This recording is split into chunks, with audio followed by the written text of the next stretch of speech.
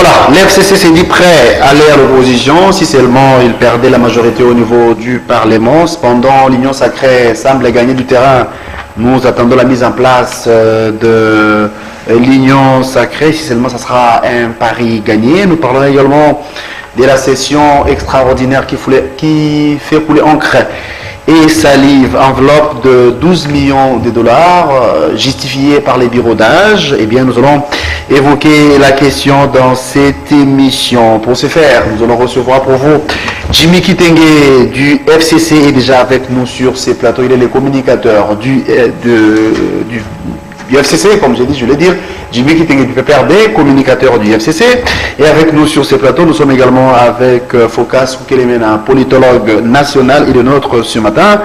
Cissé Traoré, journaliste congolais que nous connaissons, journaliste de Congo Nouveau, voilà, il est avec nous sur ces plateaux ensemble. Nous allons vous tenir compagnie pendant près de 50 minutes et c'est par là que vous aurez les éclairages des sujets d'actualité évoqués il y a peu. Jimmy Kitenge, merci d'être venu et bonne année à vous. Merci, cher journaliste, pour l'invitation. Bonne année aux téléspectateurs de RTVS 1. Merci pour cet honneur que vous nous faites aujourd'hui pour débattre des questions de l'État. C'est vrai, ça fait longtemps, hein? C'est un plaisir de vous retrouver en tout cas. Vraiment. Alors, Fokas Oukelemena, bonne année à vous également. Merci pour l'invitation. Je vous présente aussi mes vœux le meilleur. De même pour l'équipe technique et ceux qui vont nous suivre. Je profite aussi de l'occasion pour saluer mes co-débatteurs de ce matin. Merci. Cissé Traoré, Congo Nouveau. Bonne année. Nouveau Congo Télévision. Nouveau Congo Télévision, ok. Bonne année, merci pour l'invitation. C'est blanc, bonnet blanc. Hein? Salutations à mes co-débatteurs de ce matin aussi, mais aussi salutations aux nombreux téléspectateurs de la RTVS 1. Mes voeux le meilleur, de santé, bonheur et autres. Alors, j'ai évoqué les sujets déjà au préalable. Je me répète, je commence par Jimmy Kitenge. L'FCC s'est dit prêt à aller à l'opposition si seulement celui-ci perdait la majorité au niveau du Parlement. Pensez-vous que ce sera facile pour vous de faire l'opposition, Jimmy Kitenge? Le FCC a dit ça par la voix de qui? Félix Kabanyi-Lumbi. Écoutez. Qui n'est pas le moindre en tout cas. D'abord, nous sommes en train de vivre une période où le texte et le respect des textes n'est pas dans l'ADN de nos partenaires. Parce que la partenaire, écoutez, vous comprenez, vous conviendrez avec moi que nos partenaires sont ces de cash. Vous conviendrez avec moi. Mais là, vous n'existez plus, ça s'est révolu, frère. Non, écoutez, laissez-moi. Vous avez la parole. Si vous êtes en train de m'interrompre, pas du tout problème. Vous avez la parole. Vous conviendrez avec moi que la majorité parlementaire se déclare au début de la législature. Ce qui est en train d'être fait aujourd'hui, c'est les forcings. Ce qui est en train d'être fait aujourd'hui, c'est monnaie les députés. Aujourd'hui, les députés congolais, ils sont bien étiquetés, ils ont un prix. C'est 15 000 $. C'est connu de tout le monde. Est-ce que devrions-nous tous verser dans l'illégalité? Parce que nous, kabylistes, nous sommes battus dans ce pays pour qu'il y ait un état de droit véritable, un respect de texte véritable. C'est nous qui sommes le parent de ce respect de texte et de la Constitution et de toutes ces institutions que nous avons mises en place. Donc aujourd'hui, nous serons d'accord de faire l'opposition si seulement nous allons dans le sens du respect de texte, mais pas dans la corruption, parce qu'aujourd'hui, il faudrait dire que vous êtes en train de créer une majorité, mais l'acte fondateur de cette majorité, c'est la corruption. Je ne sais pas s'il y aura quelqu'un qui pourra me contredire sur ce plateau, d'autant plus qu'un député a dit clairement, haut et fort, que nous avons touché 15 000 $. Plus loin encore, on est en train de former une majorité. On a nommé un informateur pendant qu'un autre député qui se déclare de l'Union sacrée du MLC, un constitutionnaliste qui avait déclaré dans un plateau de télévision qu'on ne pouvait pas nommer un informateur pendant que le Premier ministre n'avait pas encore démissionné. Bon, réunir tous ces éléments-là et qu'aujourd'hui dire que nous sommes en train de dégager une autre majorité pour reléguer les peuples de l'FCC à l'opposition, c'est rééditer l'exploit de l'Amérique. Vous êtes en train de vivre vous-même le non-respect de texte aux États-Unis. C'est vraiment du coller-copier avec nos... Ça prouve à suffisance qu'il n'y a aucune nation parfaite. Hein? C'est du coller-copier avec nos amis de la Talibanie aujourd'hui qui violent même alors quoi, La Constitution, vous voulez dire? Pas seulement la Constitution, mais le siège du Parlement. D'accord. Donc, ce sont des actes que nous allons continuer à déplorer, nous sommes en train de déplorer. Et au lieu de s'occuper des questions essentielles qui touchent la nation, comme la sécurité, le social, ils sont dans la distraction. Composer une majorité aujourd'hui, je vais rafraîchir la mémoire des uns et des autres. Jusque-là, ça nous a déjà coûté 50 millions de dollars, à peu près 50 millions de dollars. La dernière en date, c'est le frasque de Mbosso. C'est les frasques de Mbosso. Ça nous coûte 50 millions de dollars pendant que les militaires des forces armées de la République démocratique du Congo sont engagés au front. Les militaires qui n'ont même pas droit à un sépulcre, ils sont enterrés dans de fausses communes. On a promis à la population de Béni un déploiement de 21 000 hommes. Jusqu'aujourd'hui, ça n'arrive toujours pas. Donc, je n'aimerais pas verser dans... L'insécurité, on en parlera aussi. Hein. Évidemment, nous devons en parler. Je parle d'une manière générique, mais nous allons creuser. Ce sont des questions comme ça qui devraient plutôt préoccuper la population congolaise, parce que je reviens de l'Est. J'ai vécu des choses que je vais détailler sur ce plan. Merci beaucoup. Alors, Fokas Koukemena, vous êtes politologue national, donc congolais. Vous analysez plutôt les questions d'actualité. Les FCC est prêt pour aller faire l'opposition. Pensez-vous que le FCC sera en mesure de remporter la majorité au niveau du Parlement en regard de ce qui se passe, vu la configuration actuelle? Déjà, l'autre fois, le chef de l'État avait reçu plus de 300 députés qui s'est dit de l'Union sacrée. Est-ce demain, le FCC va exister encore? Ok, merci pour la problématique. D'entrée de jeu, je voulais faire noter aux gens que faire l'opposition n'est pas sorcier. L'opposition, au fait, dans l'approche politologique... Pas sorcier, oui, mais encore moins facile. Hein? Effectivement. Qui vous dit que gérer, c'est facile? C'est ça aussi les problèmes. Vous aviez vu les sphinx d'Éclimété. Il a écrit les noms dans les annales en étant un opposant et non un gestionnaire. Combien ont géré?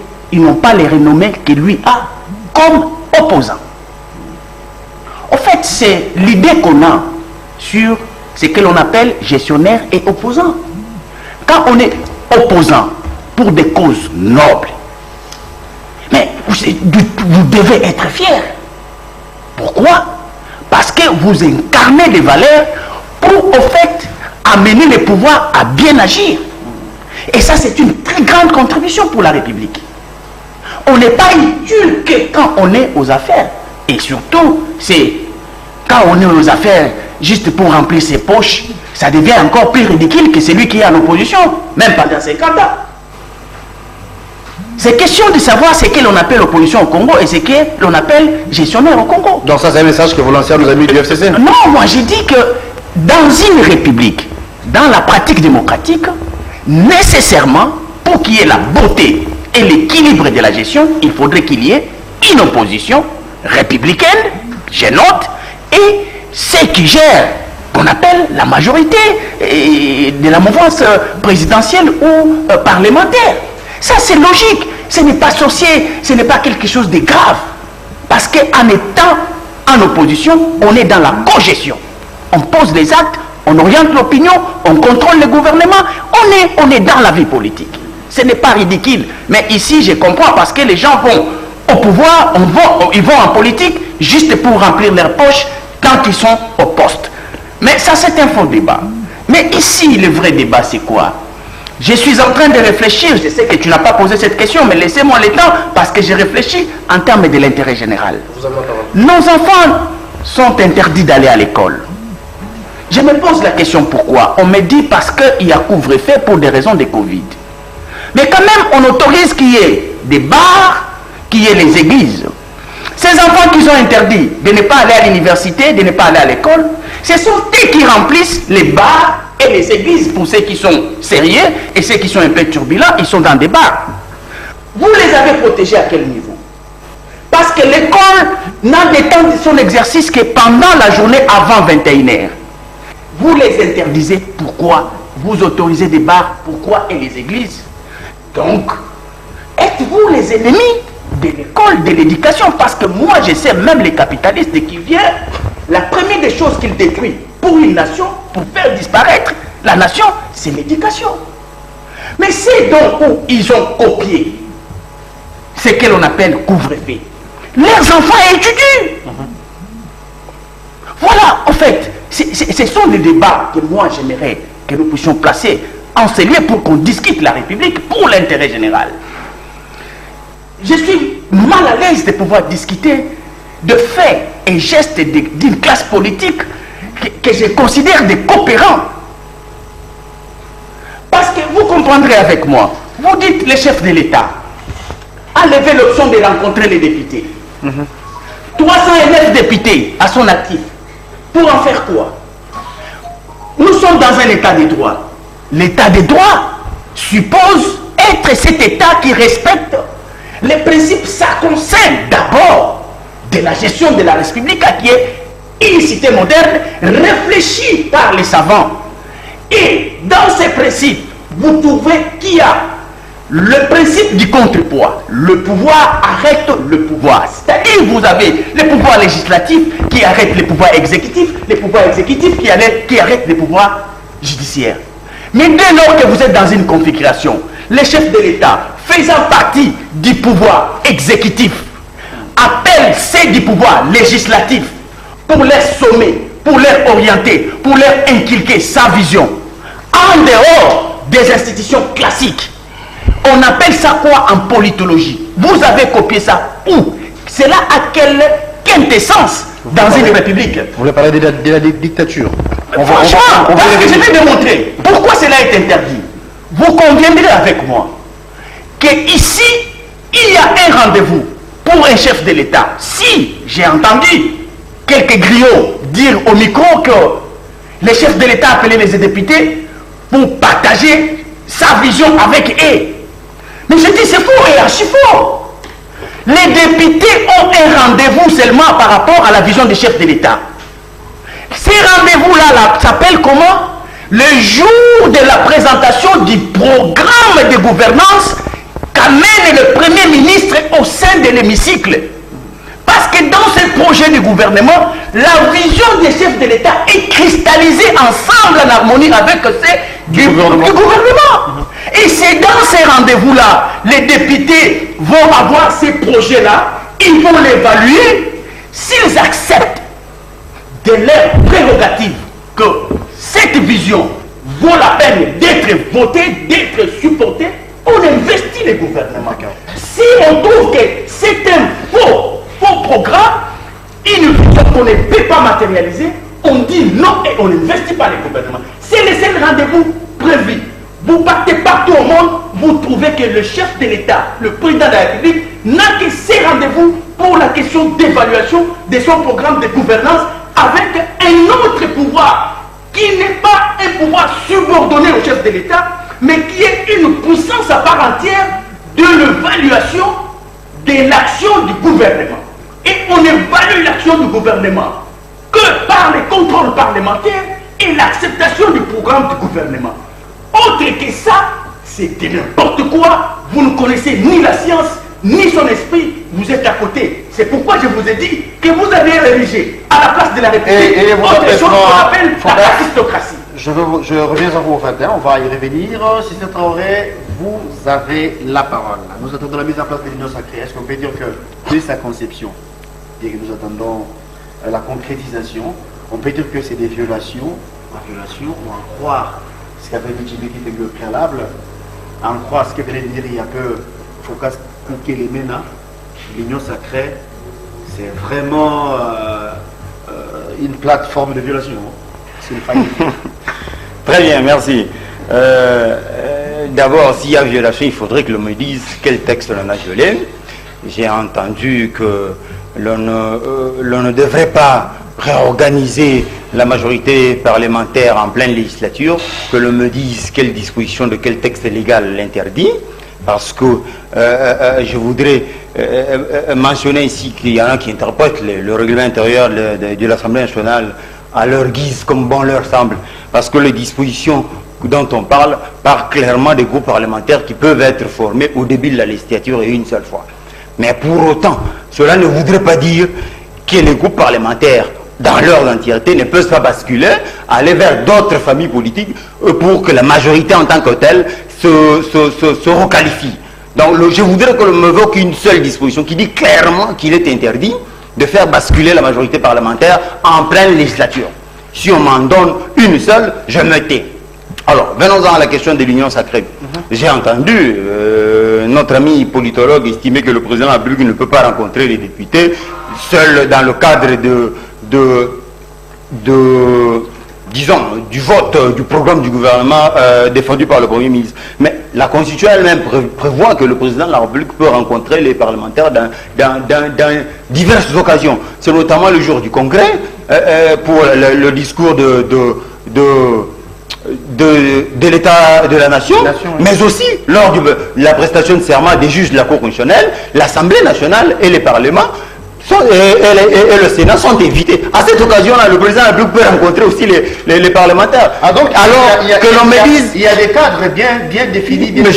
Mais que l'on me dise, au-delà de ce que je viens d'évoquer, que l'on me dise, est-ce qu'il est interdit quelque part dans la Constitution que le président de la République rencontre les parlementaires pour discuter de la marche de la nation? Si on me donne une seule disposition qui dit que le président de la République est interdit de rencontrer les parlementaires en pleine législature dans le cadre, disons, en dehors du cadre prescrit de l'adoption du programme du gouvernement, je comprendrais. Mais tant qu'il n'y a pas de dispositions qui disent ou qui estiment que le président de la République ne peut pas faire telle démarche, écoutez, les juristes nous ont appris que ce qui n'est pas interdit en droit est interdit. Nous nous retrouvons dans une situation où la loi est muette. Mais parce que la loi est muette, qu'est-ce qu'on fait? On se sert des jurisprudences et autres qui sont aussi des sources de droit. Et par conséquent, on les applique. Le président de la République dit, il faut que je rencontre la classe politique, spécialement les parlementaires, députés et sénateurs. C'est eux qui peuvent aider le président de la République à imprimer sa nouvelle vision, sa vision qu'il a sur la marche de l'État. Parce que le levier qui lui manquait, c'était celui-là, de la majorité au niveau de l'Assemblée nationale. Mais maintenant qu'il l'a, par le canal des tractations politiques qui ont eu lieu, qui du reste ne sont pas interdites, en plein milieu de la législature, je dis que l'on me donne une seule disposition qui dit que l'on ne peut pas faire basculer la majorité en plein milieu de la législature. Spécialiste des questions parlementaires, je voudrais qu'on me donne une disposition. Je lis le règlement intérieur de l'Assemblée nationale chaque jour. Qu'on me donne une seule disposition. Et ensuite, on va se taire. On a parlé de la question de, quand bien même que vous ne m'ayez pas posé la question, de l'opposition que voudrait désormais faire le PPRD et par ricochet le FCC. Comme l'a dit Focas, écoutez, faire de l'opposition n'est pas ridicule. Hein? Écoutez, il y a deux classes politiques, la majorité, l'opposition, et nous avons la société civile qui vient là de temps en autre pour servir d'intermédiaire pour permettre qu'il y ait avancement de la situation nationale. Mais maintenant là, s'il s'est fait que, au nom de ce qui s'est passé pendant les 2 ans du mandat de Félix Tshisekedi, on s'est rendu compte qu'il y avait une famille politique qui servait de peau de banane, qui servait de caillou dans la chaussure du président de la République.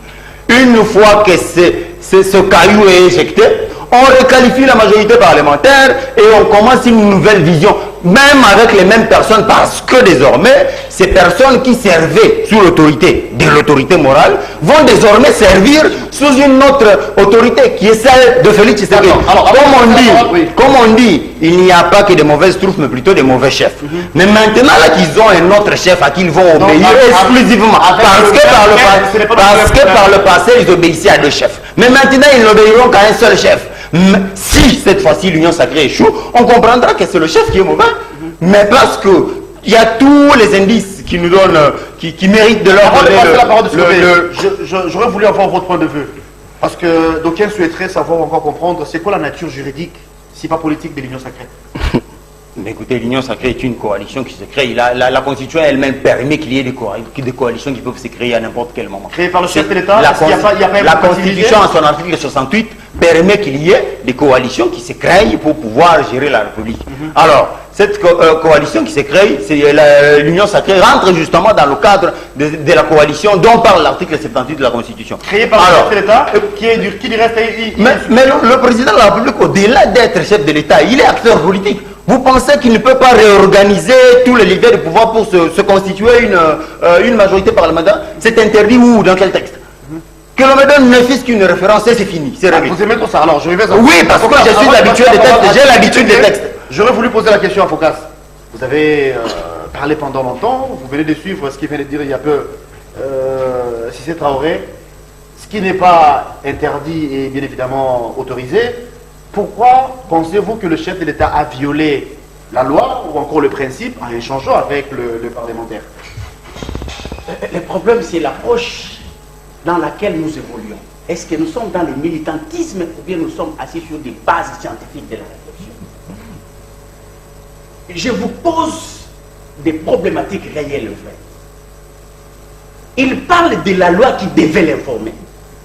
Mais entre-temps, je suis en train de lui présenter un principe sacro-saint. Il ne veut pas discuter avec ces principes sacro-saints, il cherche un article. Entre un principe sacro-saint et un article de la Constitution, qui dit mieux, le principe dit ceci: la séparation du pouvoir est de mise dans une démocratie parlementaire. C'est pour des raisons de contrepoids, afin que chaque pouvoir puisse jouer réellement son rôle. Ça, c'est au-dessus même d'un article. C'est un principe qui consacre une république. D'abord, mais évoluons. Je vais essayer un peu de naviguer dans la forêt de la loi dont il fait allusion. Il verra que déjà par les principes que j'ai énoncés, ça interdit que notre pouvoir puisse utiliser son pouvoir comme prépondérant sur un autre. Ça, c'est déjà une interdiction. Parce qu'en dehors de l'article, il faut plonger dans la doctrine. Il n'y a pas que la loi comme source de la loi, source des droits. Il y a aussi ce qu'on appelle la doctrine. En dehors de lire la Constitution, consulter la doctrine de la politologie, la gestion de la République dans une approche moderne, ça va vous renseigner. C'est pourquoi on vous dit que, d'ailleurs, pour que les chefs de l'État rencontrent les gouverneurs, on a pris soin de mettre ça dans la Constitution clairement et on appelle ça conférence des gouverneurs. C'est pourquoi je n'ai pas fustigé cela. En fait, le président est de l'exécutif. Les gouverneurs sont de l'exécutif.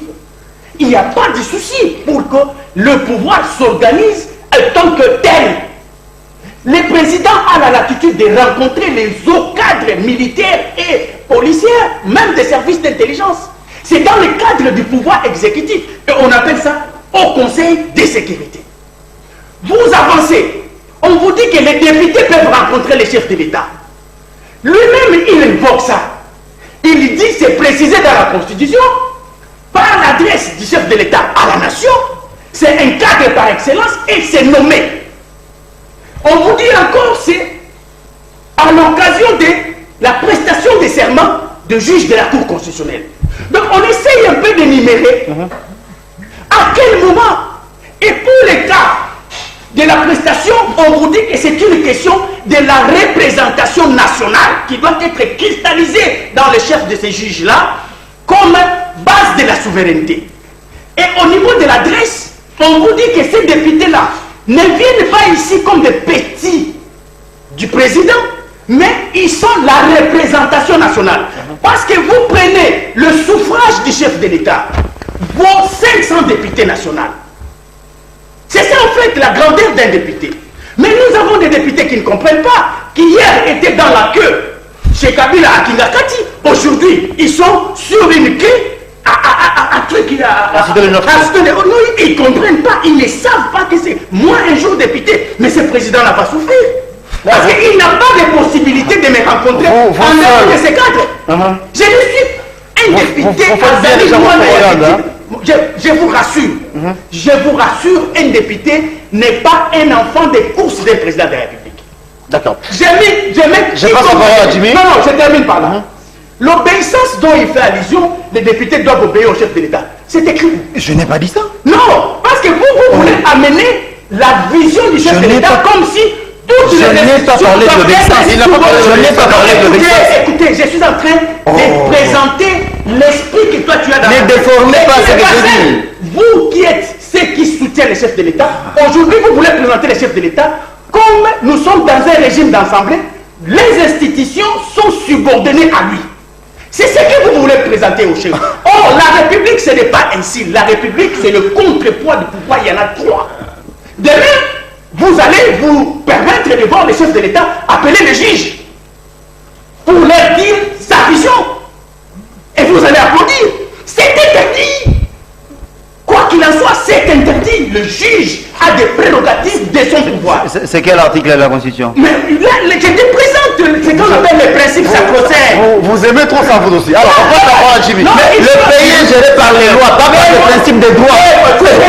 Si dans un État, c'est les lois qui gouvernent. Les principes des droits, gardez-les pour les Tu dois réagir, hein? Alors, déjà, il est dans la rue. Vous avez poussé vos minutes.